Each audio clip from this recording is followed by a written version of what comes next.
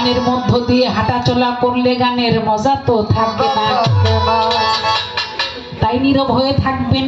আমার খুব ভালো লাগতেছে, একে তো হলো মইন বাবার অনুষ্ঠান, আবার অনেক মুরব্বী বয়স্ক শ্রোতারা গানের মঞ্চে, সত্যিকার অর্থে ভালো লাগে। আমি শেফালি গানের জীবনটাকে ধন্য মনে করি যখন আপনাদের মতো আমার দাদার বয়সী বাবার বয়সী লোকেরা বৈশা গান কতটুকু জানি আর কতটুকু শিখেছি, কিন্তু আপনাদের চরণ ধুলি নেবার জন্য এটা একটা মাধ্যম, আপনাদের দোয়া আশীর্বাদ পাওয়ার জন্য দয়াল আমাকে দয়া করে এই বাউল জগতে আমাকে রেখেছেন, তাই তার দয়ায় আমার মুর্শিদের দয়া নিয়ে আছি। যেইভাবে দেহবিল সরকার করে জিজ্ঞাসন আমি ভুলি নাই কথা করিব পূরণ, ছোট একটি সুরের মধ্যে দিব তারে জবাব, ইনশাআল্লাহ আমি চেষ্টা করব রাখবো না অভাব। প্রেমিক হইলেই বুঝতে পারে, প্রেমিক হইলেই বুঝতে পারে, প্রেমিক হলে বুঝতে পারে অপ্রেমিকের বোঝা যায়। প্রেমময় প্রেম সাগরে প্রেমের মানুষ ভেসে যায়, প্রেমময় প্রেম সাগরে প্রেমের মানুষ ভেসে যায়।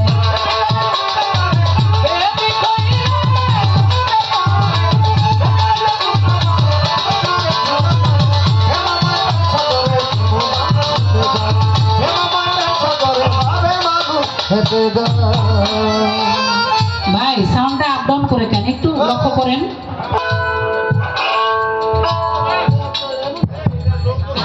গানের এখন যদি কই সাউন্ডটা বাড়ান একটু কমান কেমন হয় বলেন?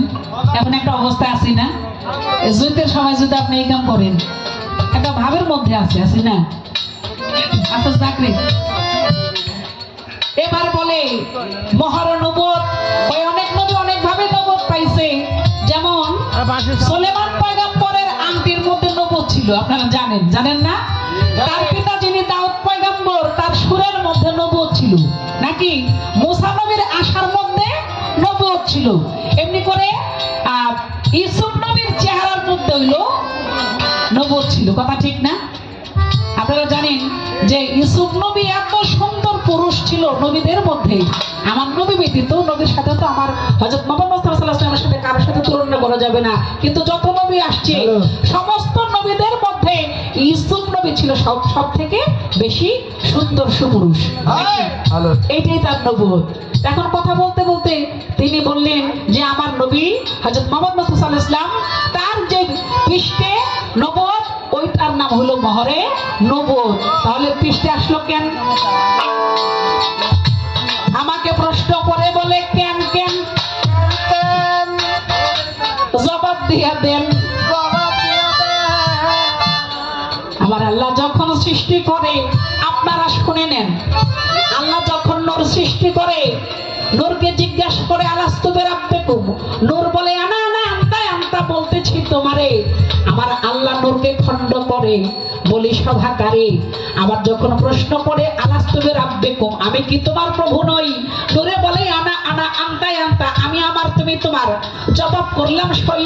এমনি করে পাঁচ ভাগে বিভক্ত করে আমার আপে পড়ো আরে, যখন আবার জিজ্ঞাসা করে ওই নূরেরই ধারে, হ্যাঁ শুনটা ঠিক রাখো, ওই নূরকে জিজ্ঞাসা করে আলাস্তু বিরাব্বিকুম আমি কি তোমার প্রভু নই, বলো আমার ধারে। নূরে বলে ইয়া কালুবালা কালুবালা বালা তুমি আমার প্রভু আমি তোমার সৃষ্টি, বলি লক্ষ্য করে বলেই সেই নূর সেজদা দিয়ে আমার আল্লাহর কদমে পড়ে গেলেন। আর আল্লাহর সেই সুদৃষ্টি সেই নূরের পৃষ্ঠদেশে চলে আসলে। আপনারা দেখবেন কোন ভক্ত যখন তার মুর্শিদের পায়ে ভক্তি করে, কথাটা বুঝলেন? যারা পীর ধরছেন, এখানে পীর ধরছেন কতজন মানুষ একটু হাত উঠান তো, বায়াত হয়েছেন মাশাআল্লাহ অনেক লোক। তো যারা পীরের পায়রবি করেছেন, পীরের গোলামি করেছেন, পীরের কাছে গিয়েছেন, পীরের পায়ে যখন ভক্তি করছেন, তখন বাজান কি করে? পীরের চোখটা কই থাকে? ভক্তের পৃষ্ঠে না? কথা ঠিক কিনা? পিঠে থাকে। এবং বাবা কি করে? যা যা ঠিক আছে যা, নাকি মানে যারা যেটা পাওয়া দরকার কইয়া দেয়। তাহলে ওই সৃষ্টি জগৎ আমার আল্লাহ ছিল গুরু, নূর ছিল ভক্ত, আমার আল্লাহর দৃষ্টি ওই নূরের পৃষ্ঠে ছিল, যার কারণে এই দুনিয়ার মধ্যে যখন হযরত মুহাম্মদ মুস্তাফা সাল্লাল্লাহু আলাইহি ওয়াসাল্লাম এই মানব আকারে সংসারে আসলেন সেই স্মৃতি চিহ্নটাই তার সেই পৃষ্ঠে প্রেমের যে চিহ্ন, সেটা সেই পৃষ্ঠদেশে আসলো। মোহরে নবত মানে এর অর্থ হইল যে আমার আল্লাহ আমার নবীকে এমন ভাবে মোহর মাইরা দিল যে উনি হলো শেষ নবী, এরপরে আর কোন নবী দুনিয়ার মধ্যে আসবে না। এই তো আমার জবাব দিলাম আপনার ধারে। ওরে ভাতিজা নাকি বোনের পোলা, কোনটা কমু? আমি এই জায়গায় থাকবো, আমি আর বাইটাই কইতেছি না, কারণ ও তো বলাবার মানুষ সব ভুল করতে পারে, আমি কি ভুল করতে পারি নাকি? হ্যাঁ, তো যাই হোক, আসলে কি হবিল কিন্তু অনেক ভালো গান করে, ওর বয়স কম। আমি যখন ওর ওস্তাদের সাথে গান করেছি তখন ও ছোট, দোহারি করে, অনেকটু বড় সড়ো হয়েছে আর কি, পোলাপান একটু বড় সড়ো দেওয়া যায় নাকি। তো সেই হিসাবে সত্যিকার অর্থে আদব কায়দা আছে, ও অনেক ভালো গান করে, অনেক গান করেছি। তো বাউল গানের মঞ্চে তো একটু খোঁচাখাচি মারি, নাহলে তার বাউল গান হয় না, বিচার গান হয় না। কিছু শ্রোতা আছে এই সমস্ত এই খোঁচাখাচির কথাও শুনতে আসে। তবে আসলে কি গান করতে করতে একটা সময় যখন আমার, ধরেন এখন হবিলের বয়স 30-32 বা 35 হবে, তাই না? তো যখন আমার বয়স 16-18 ছিল, বা আমার যারা গান আপনারা শুনছেন 20-22 বছর ছিল, ওই সময় যখন আমার জটিল শিল্পী যাদের সাথে গান করছি, এই সালাম ভাইয়ের সাথে গান করছি, হবিলের ওস্তাদের সাথে রেকর্ড আছে পালা গানে, মানে আমি কি কইছি সে কি কইছে, ওই সময় একটা ব্যাপার ছিল, কথা বোঝেন নাই? আবার একটা সহযোদ্ধার ব্যাপারও থাকে নাকি। এখন একে হইলে আমার বোনের পোলা, মায়ের পোলা নাকি, পোলার সাথে যুদ্ধ করলে আর কি করবো, যতটুকু করা যায়। তবে খেলার মাঠে তার কোনো ছাড় দেওয়া যায় না, কথা বুঝছেন নাই? খেলার মাঠে নামছি, ছাড় দেওয়া যাবে না। তবে একটু হিসাব রাখতে হবে, আমি শেফালী সরকার, আমার গান হবিল সরকারের সাথে এই বিষয়টাও মাথায় রাখতে হবে নাকি। তো যাই হোক, এবার একটা কড়া প্রশ্ন করছে, আমার জীবন আমার কেউ জিজ্ঞেস করে নাই। বোনের বলাই আমার মারতে এইছিনি যে এলাকায় যেন এত গান্দার, তাহলে শেষবারের মতো একবারে মানে খতম করে ধুয়ে যায়।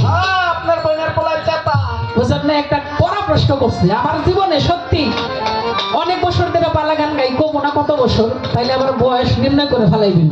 আমি এত তাড়াতাড়ি তো অনেক বছর ধরে গান গাই, এত বছরের মধ্যে এই প্রশ্ন আমার কেউ করে নাই।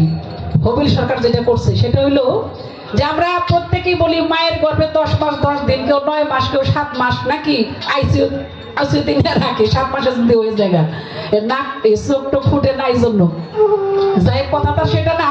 কথা হইলো যে আমরা সবাই কথা বলি, কিন্তু বাবার কাছে কয়দিন আসলে ওইটা তো কেউ কই না, কথা ঠিক না?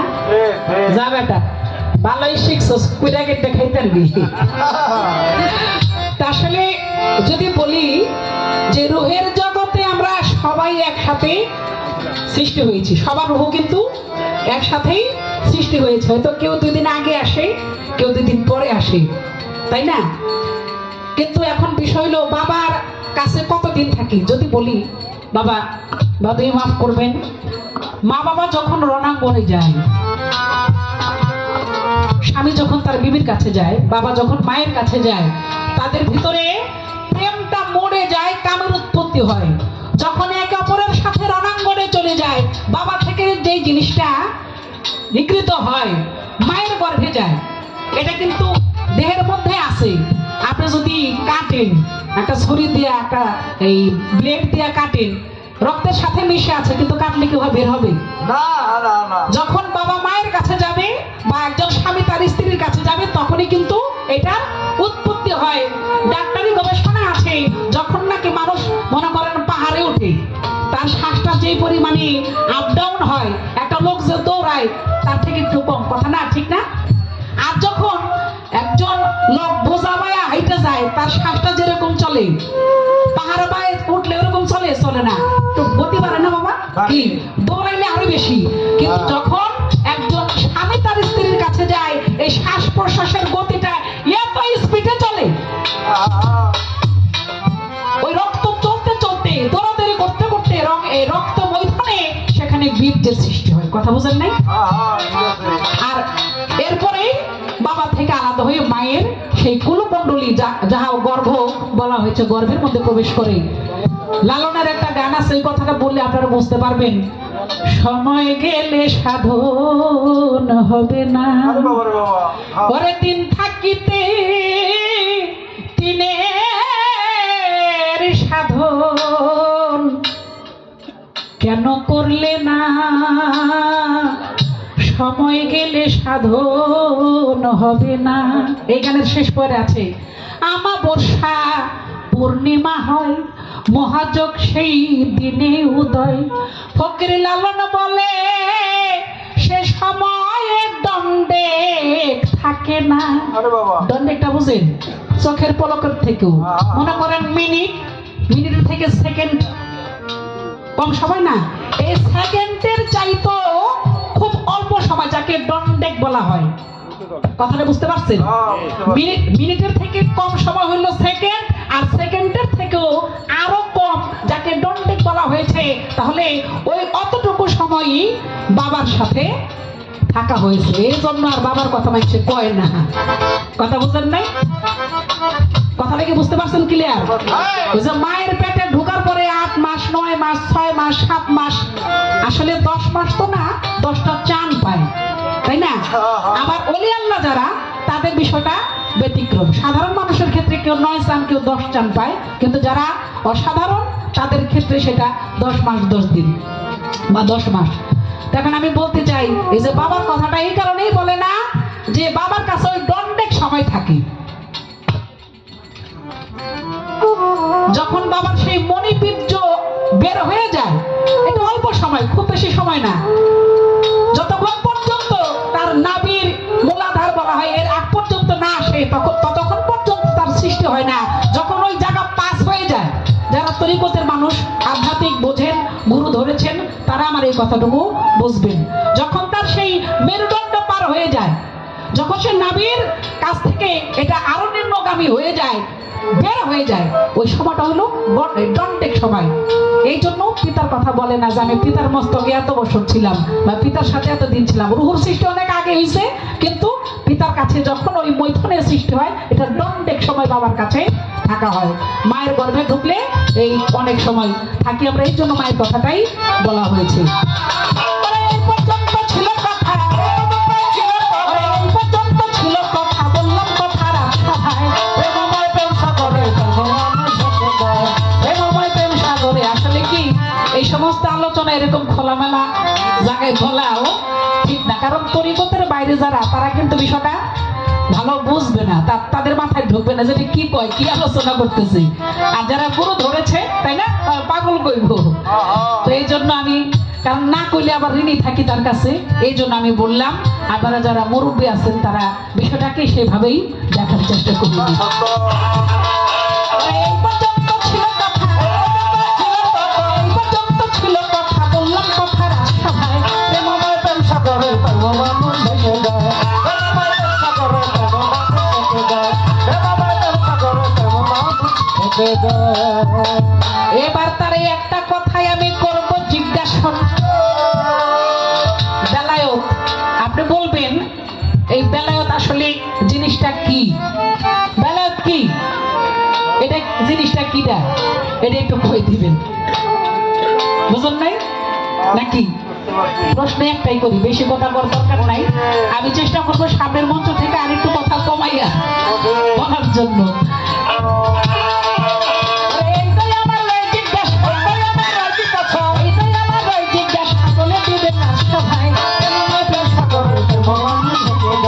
প্রেমময় প্রেম সাগরে